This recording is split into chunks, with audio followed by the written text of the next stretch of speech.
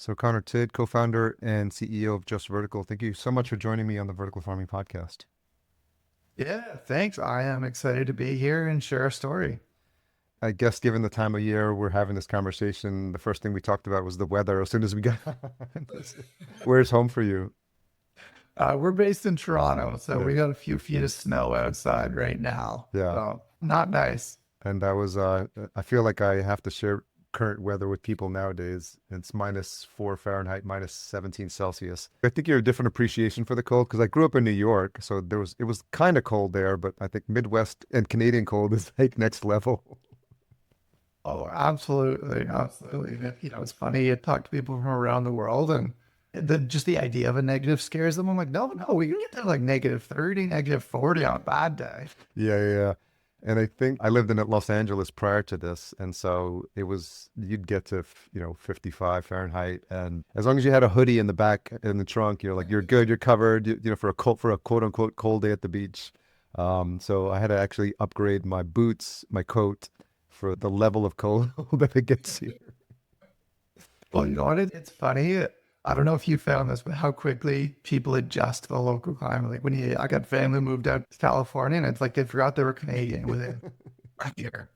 Yeah, yeah, yeah, yeah. I'll go out like to take the trash or the recycling out, and I'll notice that I'm in a t-shirt, and it's like probably 30 degrees or something, and which I never would have thought I'd be used to. I did my first cold plunge, which was the water was 35 degrees Fahrenheit, and that's next level stuff. I don't know if it's a big thing there to be jumping in cold lakes, but it's a Midwestern thing for sure, and it probably helped that we did the sauna ahead of time, so we got a super hot Yeah. sauna, get really sweaty and hot, and then you just get out in your bathing suit and go into the lake. It's really strange for people who are not from here to even think that human beings would want to do something like that, but it's crazy. Oh, yeah.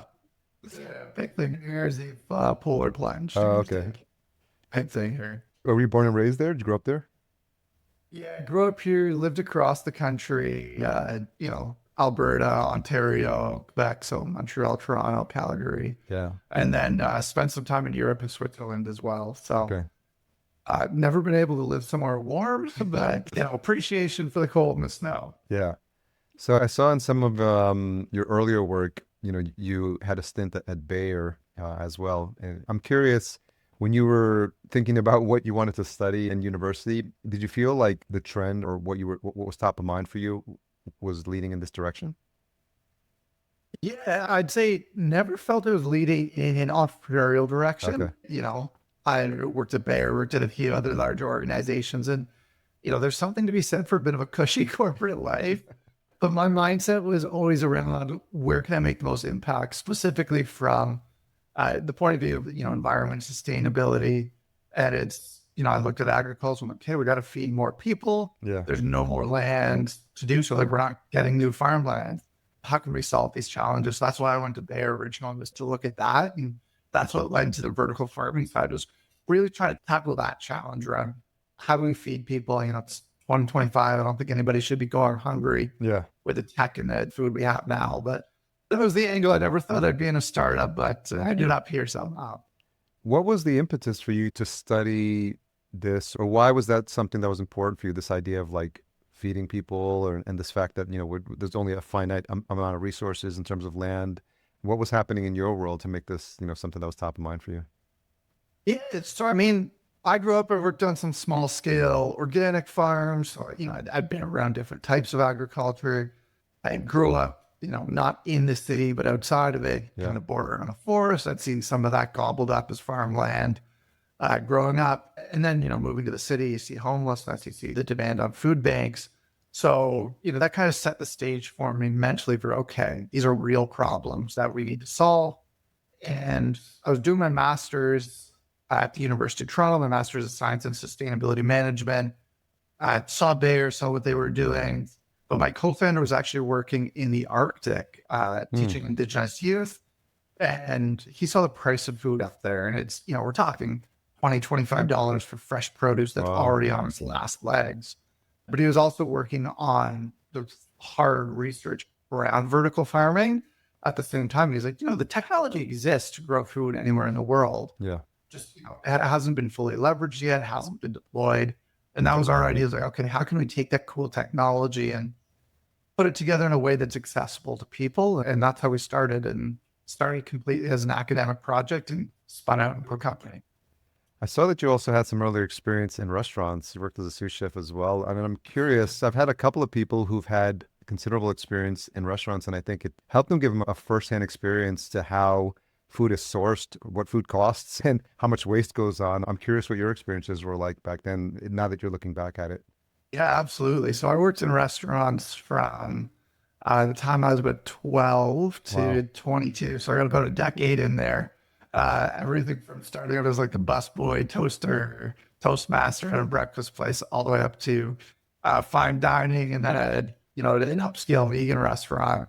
And yeah, especially in those later years where I was a sous chef, you see what goes into sourcing. Yeah. You also see like the different approaches to mitigating food waste. And, one of the fine dining places I was at also catered weddings. We had a venue on site. Mm-hmm. And just the amount of food waste that would come out of these Yeah.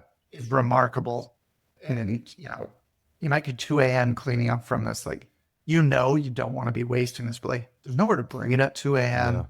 Yeah. There's no real way to solve that. A lot of it too is the ordering. Like, you don't know what you're going to need that day necessarily. You give it your best guess. Sometimes you're under and you end up going to the grocery store and just getting kind of rinsed on prices as a restaurant for it. And other days you way over ordered, you got waste. So, you really see what goes into the food supply chain and how complex it can be. Yeah. Yeah, it's sort of eye-opening when you start to think about the waste and how there's probably there's better solutions for that. Now there's food banks and people that now make the rounds for some of these restaurants and pick up some of this waste as well. But I think what I'm seeing from the vertical farming side is also the connection you have with chefs as well who want to source some of the best produce, or some of these more exotic like leafy greens or microgreens or things that they traditionally would have to source from somewhere else at a more expensive price. And I think what we're seeing, some of the farms are having success partnering with some of these restaurants in town. And I'm wondering if that's something that's part of just vertical strategy, or if it's something you've been looking at as well. Yeah, absolutely. I mean, I remember that one restaurant, the one upscale vegan place I worked at. This would have been, 2011-ish, 2010. And they were sourcing microgreens from a local farmer, which was revolutionary at the time, right? We were right at the onset of the microgreen hype, and it was sunflower sprouts, which are, relatively simple now. Yeah. But at the time, it was like, oh, they couldn't get them anywhere but from this one farmer. And, it was a great relationship. They're way cheaper than trying to get them anywhere else. Yeah. You got to see the impact of working with them. And now with just verticals, one of the number one questions we get, because we get a lot of people come to us, they want to set up their own farms. Mm-hmm. They're bought into the idea. They've got the capital, they've got the space. And the question, what am I going to grow? Mm-hmm. What should I grow? And we always tell them the simplest way to do this, take a walk through the grocery store, see where things are coming from, identify what's coming from far away. That's a great starting spot. Oh, yeah. Also, go and talk to your local restaurants. Just ask them, what do you have trouble getting? Where's the quality lacking? You'll find those things. Sometimes it's something niche like sunflower sprouts and specific microgreens. Other times you'd be surprised. It's just, simple things like crisp lettuce. Yeah. You can't keep it in stock, or the quality's terrible, or, the price fluctuates. So it's something farmers deal with all the time, especially with indoor farming. Yeah, for sure. We'll definitely get into like the origin stories around just vertical, but I was curious about the time you spent at the Center for International Sustainable Development Law. Like, how did that come about, and what was your interest there? Yeah. So, going back to the impact mentality, I originally thought I wanted to be an environmental lawyer. Okay. So a great experience. The Center, CSDL, they specialize in writing international environmental law, helping smaller nations negotiate at these big conferences. So if you've ever been to a big international conference, country like the US or Canada, got a dedicated team of 30 people. They work on this one thing, whether it's climate change, poverty relief. Hell, if you're a small nation, it's usually one guy who does all of it. Yeah. And you get to the negotiating table, and it's, yes, we would help out the small guys. It was interesting. I had to see a lot of things like the Sustainable Development Goals get negotiated. When you get a peek under the hood, and I'll never forget, the draft for one of the goals is to reduce, it reads now, the goal is to reduce inequality between nations. Mm-hmm. or sorry, within nations. It was originally written to reduce inequality between nations. But you got to imagine the big countries like Canada, the States, the EU, to be quite frank, they said, we've got no interest in reducing inequality between us and, Zimbabwe. Yeah. Happy to say we'll reduce inequality within our countries, Yeah. but not between them. And, interesting work, moves at a glacial pace. The impact, variable, whether these things work or not, they're better than nothing. But, really cool experience. But I kind of pivoted from that to say, I want to do something that I can make a tangible impact on a, 5-year time horizon, not a 50-year time horizon. Yeah. So when you saw how slow things move there, it probably was a wake up call for you. Like, if you really wanted to make the impact that you're looking to make, it probably wouldn't be there if you're looking to do it quicker. Absolutely. Yeah. It's, they're doing great work, but they argue about a single word for like 3 years. And I think that would probably drive me crazy. Yeah. And I think when most people hear about organizations like that and what happens behind the scenes and how long things actually take to get done and accomplished, it's probably frustrating for people that are more like active and real, who consider themselves change makers. Like they really got to move faster. And it must be frustrating to be in an environment like that.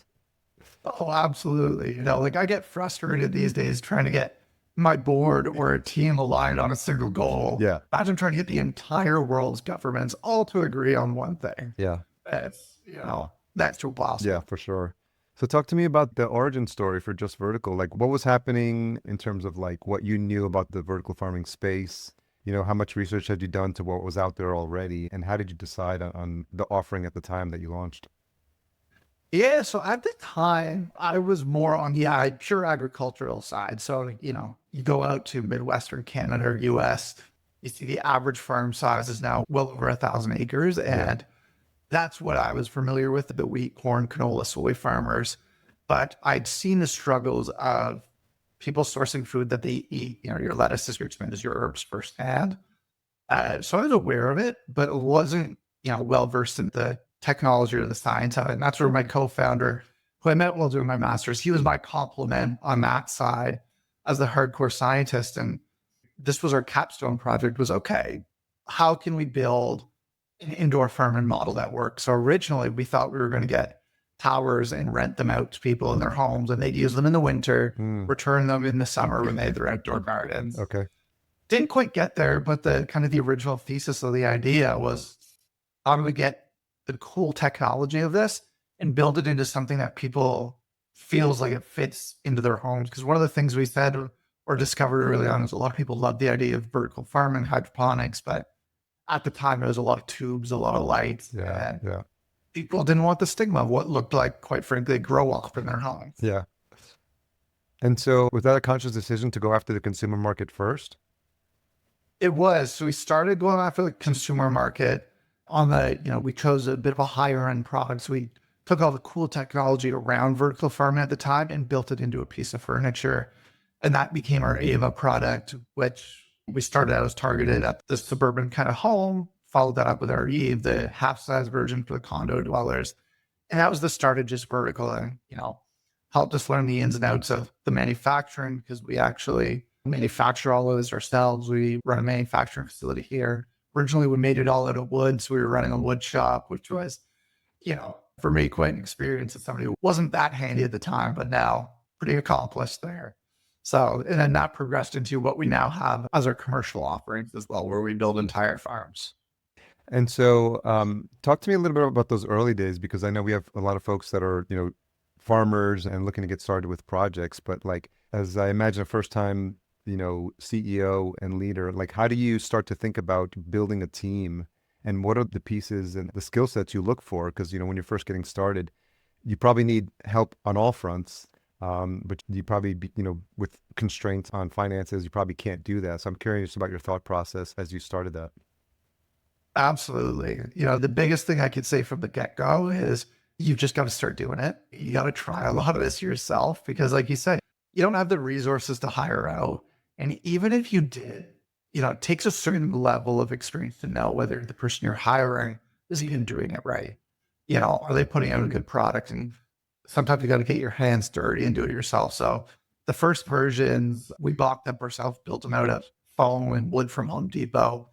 They were not pretty by any means, barely functional, I would say, but it was enough to get a good grasp of, okay, here's what we want to do. Here's what we know works, what doesn't. And immediately we started looking for complementary skill sets, people who were smarter than us and had functions that we didn't know at all. So we're fortunate early days, we got an angel investor in who was an expert in manufacturing and design for manufacturing, who helped us say, okay, the concept's great, but we need to get this down to a price point that's going to make money. It's going to be affordable for people. So look for that. Look for people who can help you without necessarily a huge outlay of finance from your side. So it could be angel investors, advisors, incubators, friends. You might swap equity if you're building a business there for that help. But it's, get your hands dirty and find people who are willing to help you and have those complementary skill sets.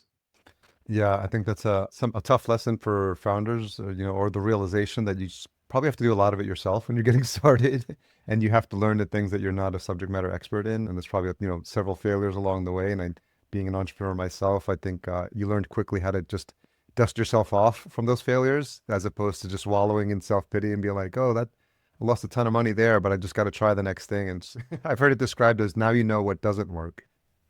Absolutely. Right. If you got to mentally prepare yourself, you're going to do a lot of stuff that doesn't work. Yeah. And, we always say everything's fixable as long as we know about it. And that's, we emphasize that with employees now, but even early days, like the first few indoor gardens we sold, like a bunch of them leaked, they spilled onto people's floors, like we short circuited stuff.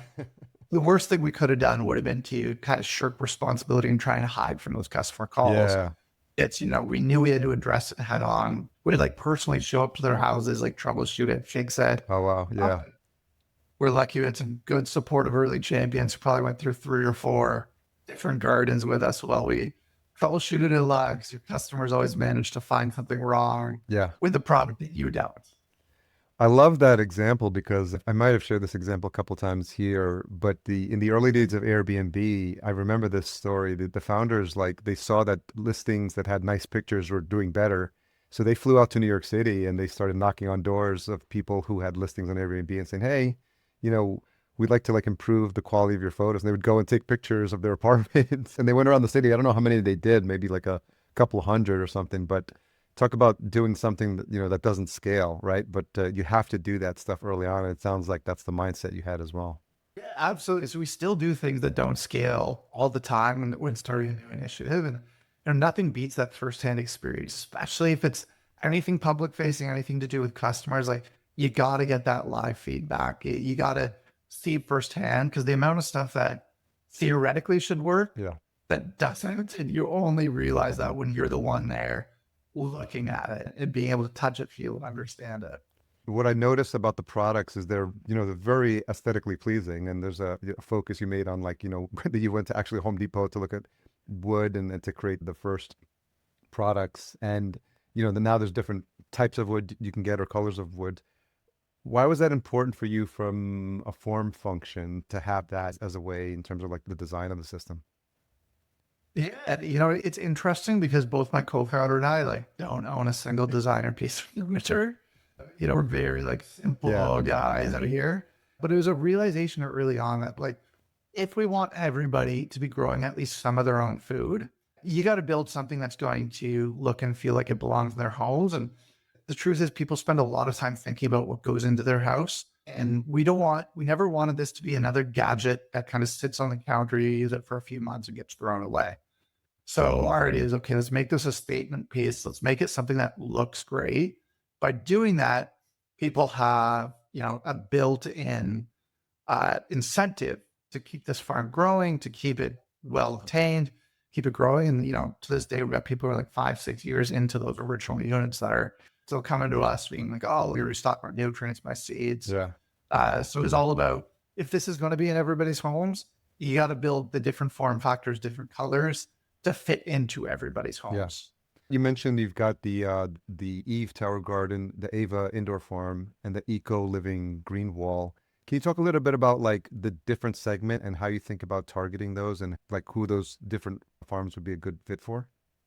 Yeah, so across our three products, the Ava was our first one, and we really built that for the kind of the upscale consumer conscious choice because we knew they had money to spend on this.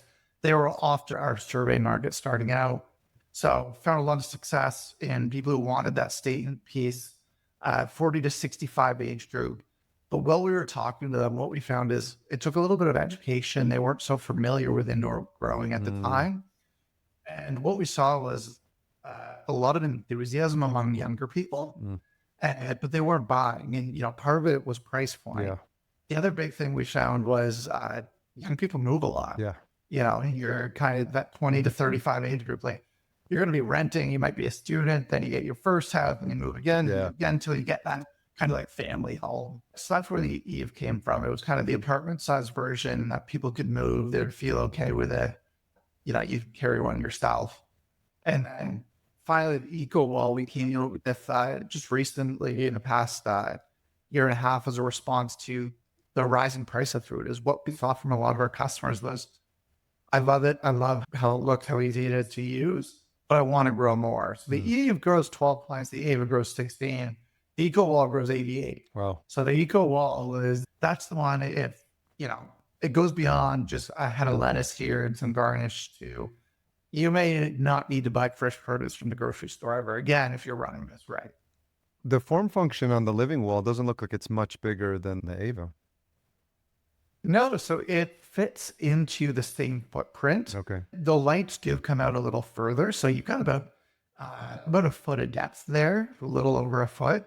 But we've again tried to keep it small, keep it compact, and by keeping everything operating like truly vertical harmony here for folks hearing this over the audio, we're not talking about stacked shelves here. It's truly vertical, straight up and down, growing out right in your face there. So it also looks visually really, really cool on your wall, where it's almost like a living piece of art as things grow. Yeah.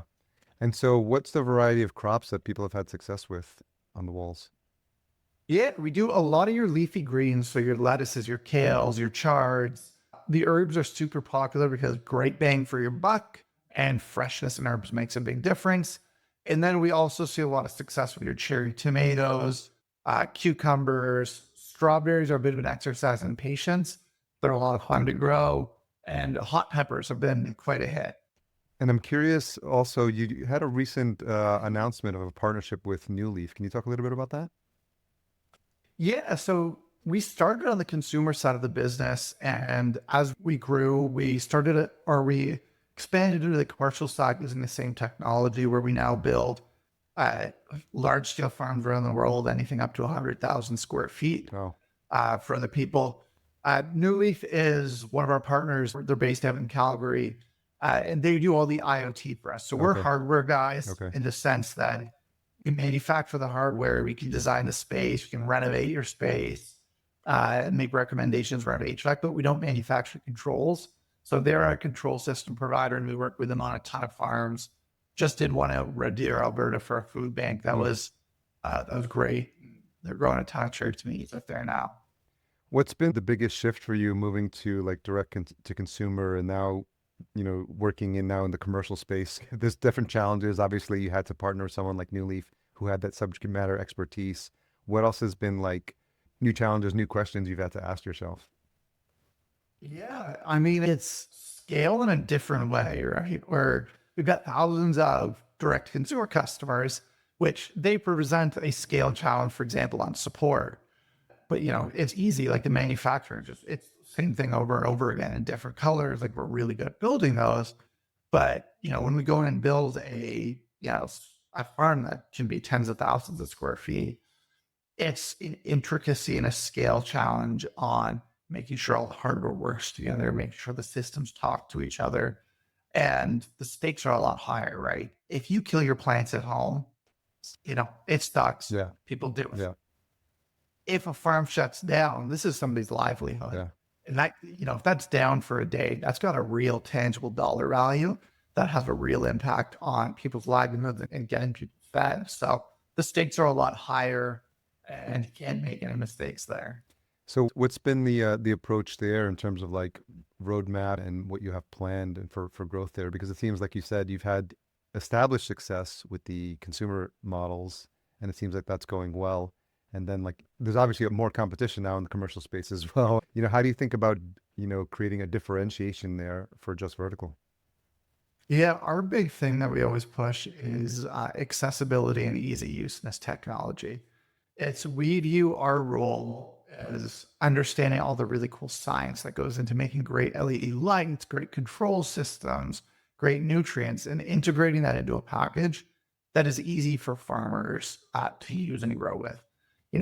We've seen, unfortunately, too many big firms fail because they just overcomplicate things. And, you get these capex, the cost to build the farms runs into the tens of millions of dollars, and they ignore the unit economics and what it is. It's still farming, we say. So our big thing is it easy for them to use?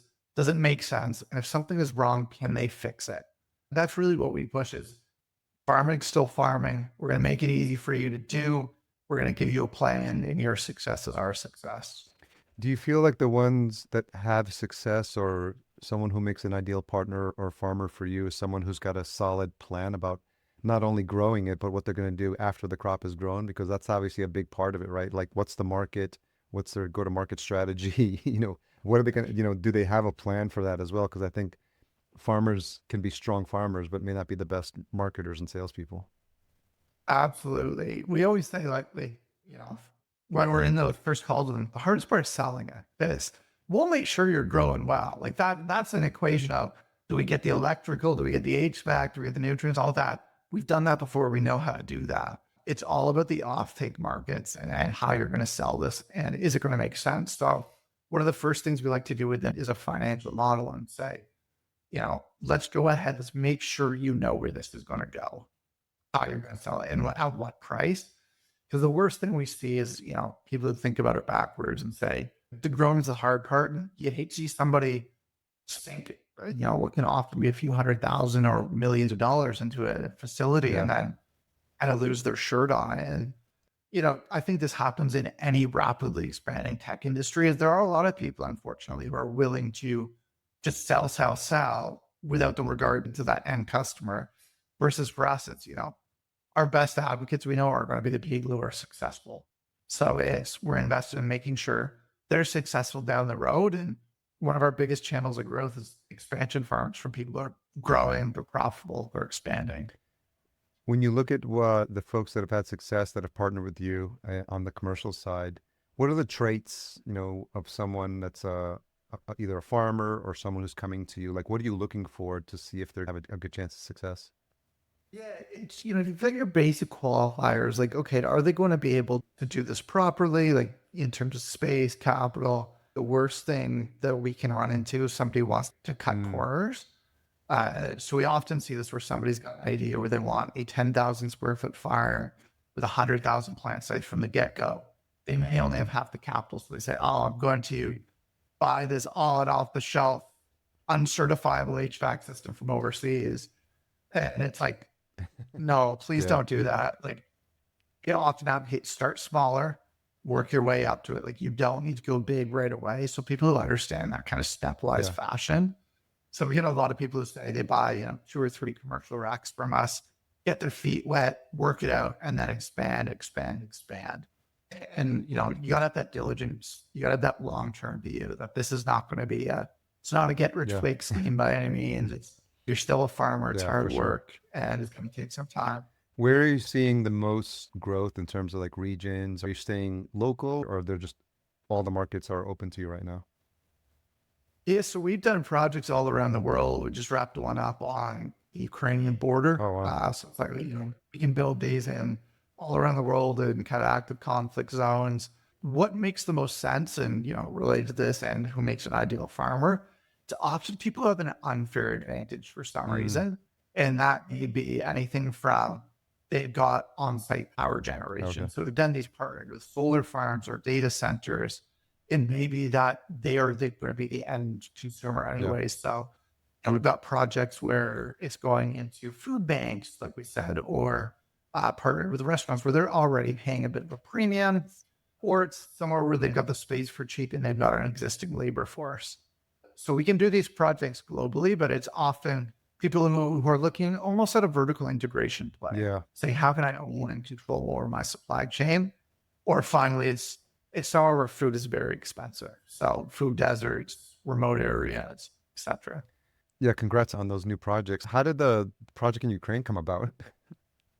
Yeah, so this was an interesting one. This we partnered with a charity called Global Medic. Oh, okay. So they do emergency disaster relief around the world, everything from the LA wildfires recently to the conflict in Ukraine, projects throughout the Middle East, and they're all about in an emergency situation, how can we keep people fed? Mm, With this project, it's what they've seen is these refugees have come over the border. And at this point, the Ukrainian war has been going on quite a while. yeah. They're almost permanent refugees. And in a food relief situation, we're very good at delivering your rice, your beans, your dry goods that are calorically dense. But what happens is you might run into nutrient deficiencies as well as, on a human level. If you've ever eaten rice and beans for like months straight, it drives you crazy. Yeah. So it's how can we bring fresh food into these situations as well as providing employment opportunities. So in this case, we built this farm in Moldova, which borders Ukraine, went into a relief program there where not only do they grow the food, but they also distribute it through food distribution, but it also goes into a local culinary school that Okay. trains people who are trying to reskill and re-enter the workforce there. So it's interesting how the different ways, vertical farming can meet their needs because they got a climate similar to Canada. We're in our northern US where it's cold most of the year. That's interesting. The education component is interesting as well because I know that you've partnered with Seneca College and some other educational establishments. Can you talk a little bit about the work you're doing there? Yeah, so we span the education sphere from, kindergarten all the way through like PhD research.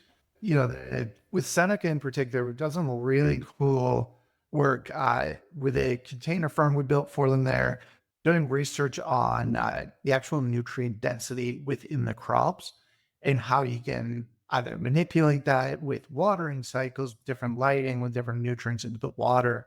And that goes both into their culinary program as well as on their research side. We've got an upcoming research project with them where we're actually placing these green walls into different settings, long-term care, schools, food banks, to also look at the mental health well-being aspects of it. And, as you go down the ages, it's with little kids, it's often just about, showing them where does food come from. And it's not just from the grocery store and getting hands-on experience. So education's a great venue. It's something people are really interested in. And we're happy to be part of it because it really drives the industry as well.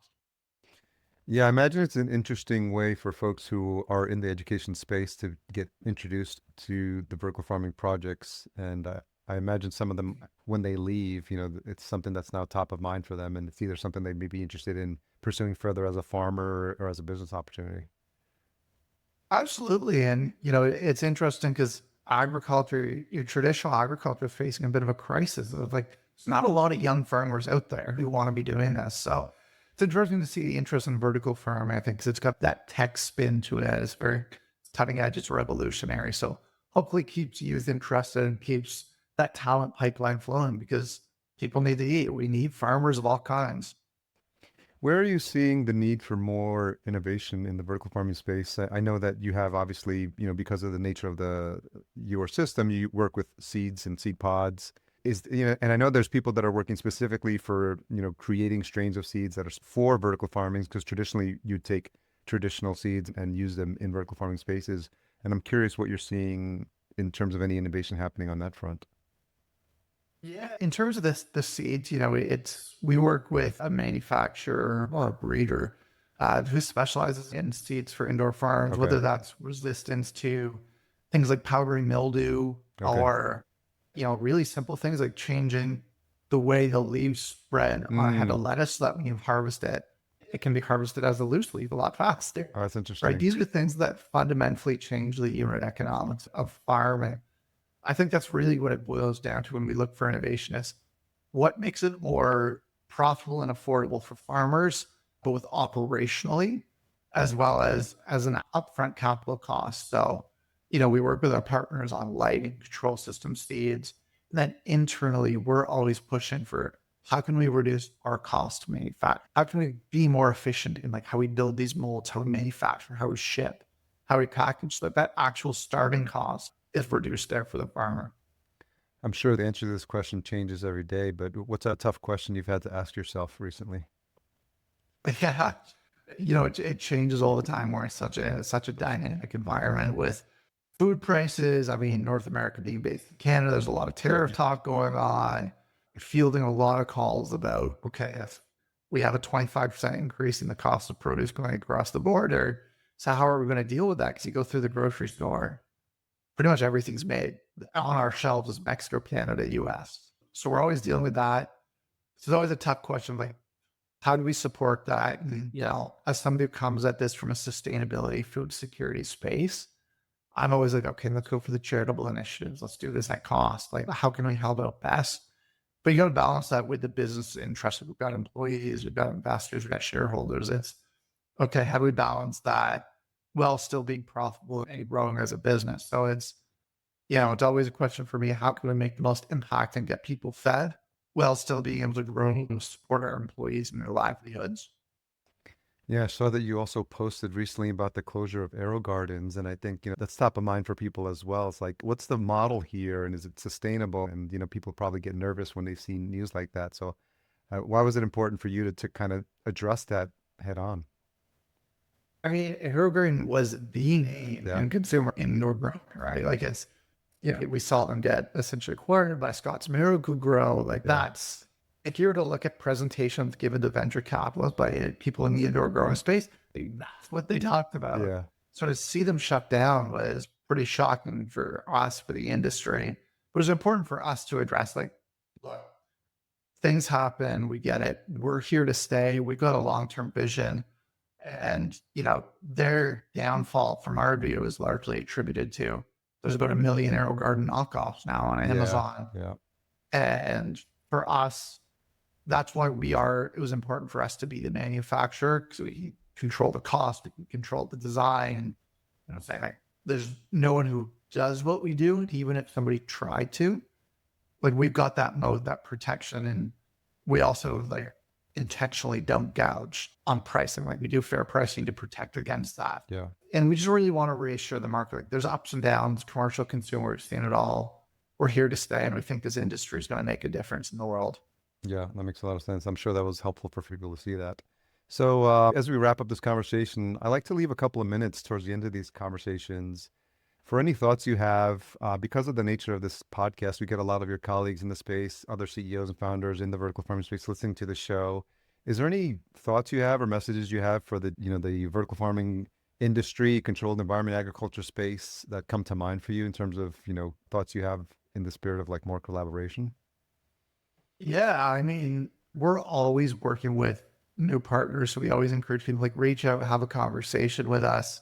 At the end of the day, we don't do everything within the CEA space. There's a lot we don't do. So Yeah. we actually send there a lot of referrals to what are on paper our competitors. Okay.